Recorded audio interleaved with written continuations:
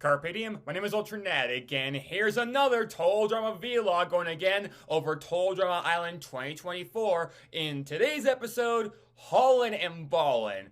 One of the more generic episode titles in my opinion.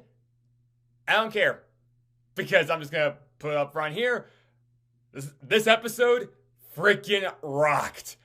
I love everything about this. This was absolutely insane. I loved... Oh my goodness, there's so much about this that I love so much, and it's episodes like this that make me really love talking about this show like I do. Like, this show. I would not be wearing this shirt and talking about this show if I didn't love it deep down for so many amazing things you get to see in it, and yeah, this was just one of them. So, without further ado, let's just get to it. It opens with Damien's frantically searching for his idol because he got an anonymous note saying, "I know you have the idol." So he thinks he has to go find a better hiding spot for it. It turns out Julia sent that note. Now, how does she know that he had the idol? She doesn't. Because she sent that note to everybody just to spread mass chaos. Already love it. First off, that's actually a really ingenious move when you get down to it, because anybody could have that idol. So why not just, put all your eggs in like separate baskets? No pun intended, given what today is. By the way, happy Easter. So, but yeah, I love that part. We see Prela meet up. They have a lot more cute chemistry. I recall seeing a lot on social media about people not liking Prela. I don't know why. Okay, look. A little drama does unfold from them in due time. I guess spoilers for the end of the episode, but if you don't like them like as a couple when you separate them from that drama, I don't get it. They are absolutely delightful. They are just, oh my god, I want to eat these two up so much. Like they really do just click like that. And even in moments where I should be a little grossed out, no, I kind of like it. Like, Priya mentions that she was, like, braiding her hair this morning and found a french fry. What was that doing there? But who cares? Like, it's still kind of cute. He's like, oh, maybe if I do it, I can find a cheeseburger or something in there. You see, I don't know, but the way they said that and the way that they were interacting off each other is just so delightful. I love it. Like, more of that, please. Of course, Z is seeing this, and he is still under the impression that Caleb is only playing Priya, but he can't tell Priya about it because he'd break her heart. I at least appreciate that he does have her best interest at heart when you get down to that, because he's like, I don't want to really hurt her feelings. So, he says that he needs to find a way to not be able to tell her secret. So he decides to do this by stuffing his shorts in his mouth. Eating his shorts. Okay, I'm not going to do the same thing I did the last time, put an obvious clip in there, but insert Bart Simpson reference, because that's exactly what this sounded like to me. We see later that MK finds Julia in a confessional, and MK's like, are you avoiding me? What? No, I'm not doing that. Well, I need to talk to you about what happened yesterday. I'm like, is this about the challenge or something? Okay, the thing is, whatever this conversation's actually about doesn't get resolved, really. If I had to nitpick, that might be the one thing about the episodes I didn't dislike it by any means, but it's one of those things that doesn't go anywhere, because you're wondering, well, what kind of intriguing conversation will this lead to? And nothing. It doesn't. So I'm like, okay, why even show that? But I don't mind it, because it then leads to something even better, or at the very least as good, when they see Z walking around with his shorts in his mouth, and they're just like, what the heck is he doing? So they decide to confront him about it, and he's like, I got a secret I can't tell people, I've already said too much, I gotta go. And they both evilly look at each other and like we're gonna get out of him by lunch. So they even enact a reference from The Shining to try that out. I love this show so much. And, a lot of the episode is just Z trying to keep this secret to himself as best as he can while being pressured like this. It reminds me of that one My Little Pony episode, Squee, where Pinkie Pie, Squee further, is given a secret by Cadence that she's pregnant. I don't think they ever even say pregnant. They say having a baby. It's pregnant.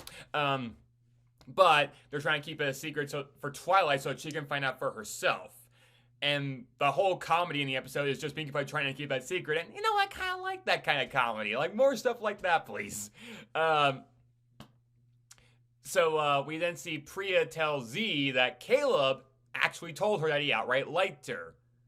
At this point, you'd think Z'd be like, oh, so he changed his mind. Okay, we're good. No, he's still got about as much brains as Winnie the Pooh.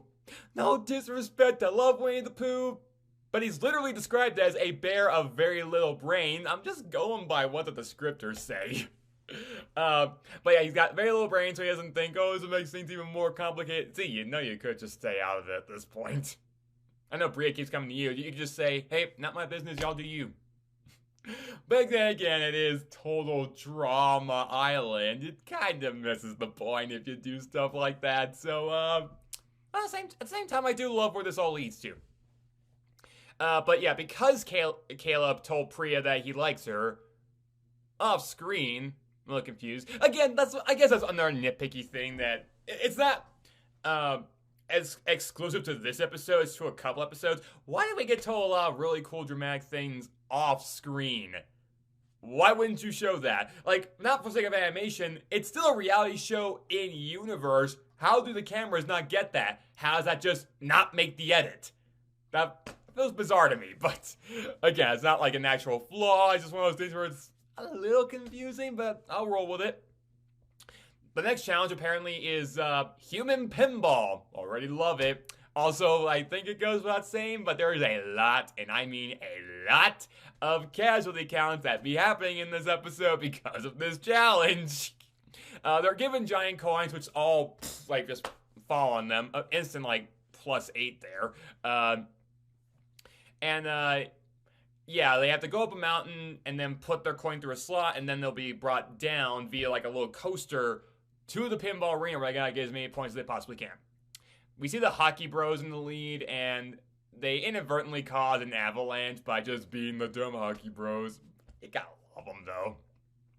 And from all that chaos ensues. We see Priya almost get crushed by rocks, but Caleb saves her. You know what? Even if he does break her heart, shouldn't she just like that? He literally saved her life. Also, she literally saved his life before, so, y'all are just a great team. Forget couple, team. Team that can be a couple. Why don't we work with that? That'd be amazing. I can guarantee it. In season 1, had Priya and Caleb been on the same team, he wouldn't have been out first. She would have been like, no, you stay in here. I like you too much. So we see Priya get crushed anyway. I mean, there's only so many rocks he can hold. And Z loses his pants in the process, so he's got to find something else to stuff in his mouth, and he gets a squirrel. I'm just going to go on instinct here. Ding! Another casualty count. I don't even know if that squirrel had rabies, but he's literally putting a live animal in his mouth. It's nasty, right? Not nasty in a way that I'm horrified by either. I find that funny. And at least there's some funny lines at the same time. It's just one of those things where, would you do that? I wouldn't. It just doesn't sound right. We see Wayne and Raj get to the top of the mountain first, and they decide to flip to see who goes first, which is funny because these are two-headed coins. It's not even like one of them's cheating. I just don't think they notice, oh, by the way, these coins each have a picture of Chris's head on both sides. So what's the point of saying heads or tails? Unless one of you is trying to cheat the other, which is obviously not happening. Y'all are anti-cheating. I think he just didn't know. But from this, Wayne gets thrown down the mountain. Raj completely misses it. That's funny. And it causes Wayne to fall into a lake. And Raj, not knowing what happened to Wayne, says whenever Wayne goes up and does something for a long time, he's probably pooping. That should be a negative. But it's not. I noticed this from the season. We get quite a bit of toilet-based humor, usually around the words poop and pee and whatnot, from the Hockey Bros. And I actually find it funny. What are they doing differently from all the other poop and pee jokes you might see in not just this show, but a lot of other media? And I actually figured out what it was. I don't know if I said this before, but if I didn't, here's where they're doing it correctly. Other shows, when they make this kind of toilet humor, make it like where it's supposed to be a really great big punchline, like complete with a rim shutter and everything, but like that kind of thing. And no, when you do that, I'm like, no, that's stupid and juvenile. You really shouldn't be doing that. But when Wayne and Raj talk about this kind of stuff, they say it so casually. And that actually makes it funnier because, well, yeah, everybody does do it. There's literally books about that. So, yeah, when they're not even trying to be funny. But because they're saying it so casually, it does come across as a much funnier punchline, in my opinion. So, yeah, like, I'm totally cool with that. After Damien gets thrown on the mountain too, we hear a line from him that says, I don't know how this will help me in life, but I've gotten really great at falling down mountains.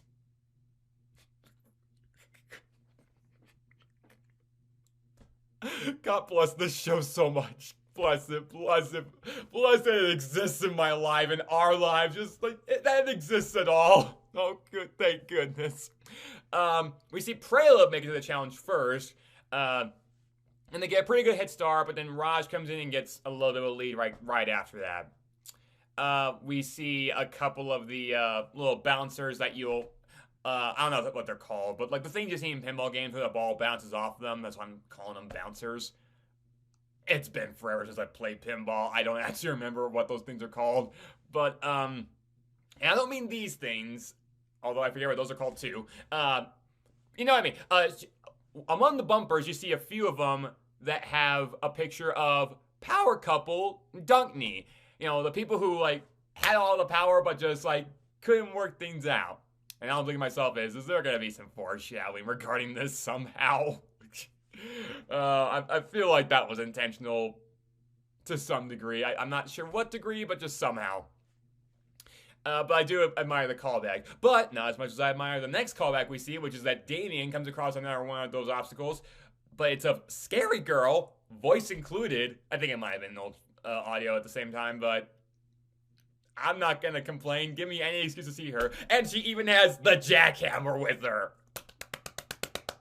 I love this so much. Oh, thank goodness. Of course, he gets, like, to that over and over again. Again, there's so many ghastly counts. It's glorious.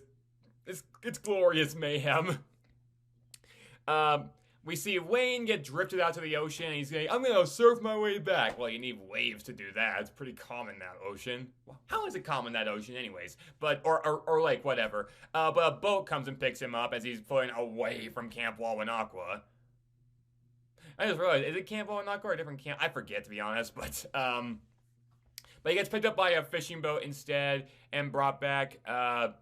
We see MK get into the ring pretty quickly, but she unlocks a bonus button, to which Chris is like, how did you figure that one out so fast? To which I'm like, oh, let me guess, she did another little bit of cheating somehow. No, she's a gamer.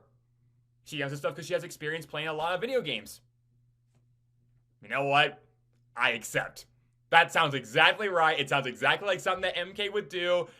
And I applaud. It's people using the strengths they have in the real world to get them further in the game. I'm all for that. Yes. It's just a really great little detail. We see Caleb choose to sacrifice his game so that Priya can get immunity in this case, which again is just nice and heartwarming. We see her hit an Izzy board. Again, you gotta love these callbacks. And apparently get a multi-ball advantage in the game, which means just a bunch of balls go at it and get her a whole slew of points. We do see Wayne get brought back into the ring, but as soon as he gets there, he gets knocked out. That's just funny.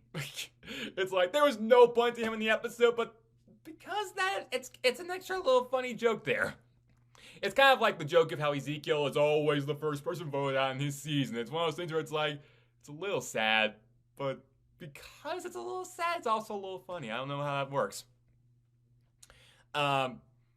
But yeah, Priya wins the challenge, and as she's been preparing the entire episode, even consistently brushing her teeth throughout it, she and Caleb kiss, and it is fireworks. I actually do think it's a great freaking kiss. MK says, well, yeah, it's cute, but that's how you also get mono. Okay, I was going to say, yeah, you're leaning a lot more towards the lesbian speculation, but then I realized, well, no, wait, lesbians kiss? Dude, it's not like kissing? I mean, if you don't, that's fine. It's just one of those things where it's like, if that's really a concern you actually have, that's fine. If you just find their chemistry disgusting, you're allowed to say that. I don't know why you just casually brought up. I'm pretty sure mono is an STD. I have no idea. But the fact that the show even casually bring up something that even remotely falls under STD category is something I, again, find kind of ballsy. I found it revolting when I heard Jason from Hell's Kitchen 22 bring that stuff up. I was like, dude. When MK brings it up, I don't understand why I found that one kind of like genuinely fun and shocking, but I kind of did. That was weird. I don't know, like, why do these preferences just keep changing for me depending on the show? Like, maybe it's a case-by-case basis kind of thing. I don't know. I need time to think that one over, but I can't say I hated that being brought up. But upon the kiss, Z then says, I can't take it. I can't keep this to myself anymore. And he reveals everything, which Priya then says, is it true that you told him that you're only doing this for an alliance? To which Caleb does honestly say, well, yeah, but he doesn't get time to finish further, and Priya runs off crying heartbroken, and you do kind of feel for her in that one. Now, I don't mind this for a couple reasons. One, at the very least, Caleb is being honest. And two, at least there is an attempt at communication. Unlike what happened with Gwent in the first season, where, you know, Trent is told by Heather, Gwen's biggest enemy, that Gwen's been saying mean and horrible things about you. And Trent just believes her. Despite the fact that this is not the least big character for Gwen, and the fact that Heather literally read Gwen's diary on national TV, so why would you believe a damn thing she said? And when Gwen sees it, she just takes it all at face value that Trent betrayed her like that, and I'm like, are y'all gonna talk at all? Like, at the very least, I expect Gwen to come and lash out at him, but nope, nothing. I'm like, that's absurd. If you really liked each other, you would talk it out. And yeah, I get it, teenagers are not, like, teenagers do talk, at least a little bit. Like, is that just something that changed? Like, I was a little younger than teenage, I think, when that first season came out. So maybe I didn't have the right idea, but as a teenager, I talked to people if I had arguments with them, if I could.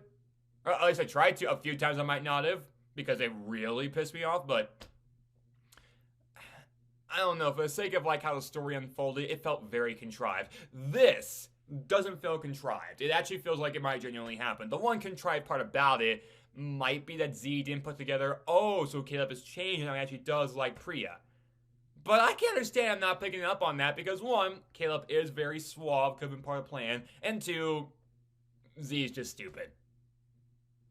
Like, it's not that far-fetched is what I'm trying to get at here. Like, I can excuse it a little bit. So, yeah, that should be the end of that. But there's actually more, because Z decides, that felt really good to get off my chest. Now I'm going to get off all these other secrets that I've heard. I'm like, oh, real? What? And it's a bunch of, like, little, not really important to the game kind of secrets that you hear. Like, Raj likes to sniff other players' hockey bags. Gross, but I'm not going to question that. You got MK, who sleeps with a stuffed unicorn. I think it was his name Theodore. I don't know. That's cute. Chef has calf implants. Oh, and Chris has the. All right, we're gonna stop there. I like that little nod to continuity there because when did this happen last time? Oh yeah, with Sierra. I mean, if it happened in between seasons, I honestly forget if it happened, but we know Sierra listed a bunch of. Well, not even secrets about Chris. A lot of that stuff she said about him was probably public knowledge that just most of the campers didn't know about at the time. But all the same, if that's public knowledge, God forbid that any stuff that he hasn't let known the public be blurred out by somebody. So yeah, he just shut that down instantly. And how Z even knows about this stuff? I don't know. I don't care. I find it funny that he does know. I'm not even that surprised that he'd somehow know. I could expect that a little bit.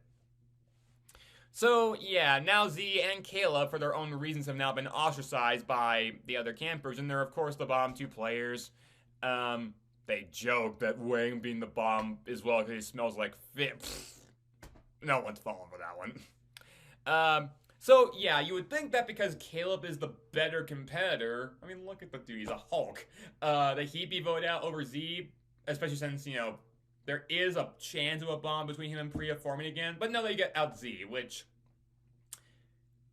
I mean, on a strategic level, I don't quite get, but whatever. Maybe they'll think that there's a lot more conflict that would rile Priya up even further, and that's why they kept her around for that, which I could see that working. We could see where this all goes from there. I will admit, Z kind of disappointed me in this season. I didn't hate him. I liked him enough. He's definitely, though, in the bottom half contestants just because they don't do much with him until he finds out the secret about Prelude. And even then, that's kind of all they do with him. But they do it funny, and they do it entertaining, so it's not awful. I don't dislike Z. I just kind of enjoyed him more in the first season, but again, that's by no means a detractor from this episode. That's just more what I thought of Z throughout the season. In this episode, though, I think they utilize him great, and I think they utilize everybody great. Like, holy goodness sake, I absolutely love everything they did with this episode. It's got fantastic build-up, fantastic humor, fantastic carnage, fantastic challenge. They got so many great funny lines and memorable character moments and references from both, like, past media and in the show itself. Like, oh my god, I love this so much. Any actual issue I have with the episode is like the nitpickiest of nitpicks.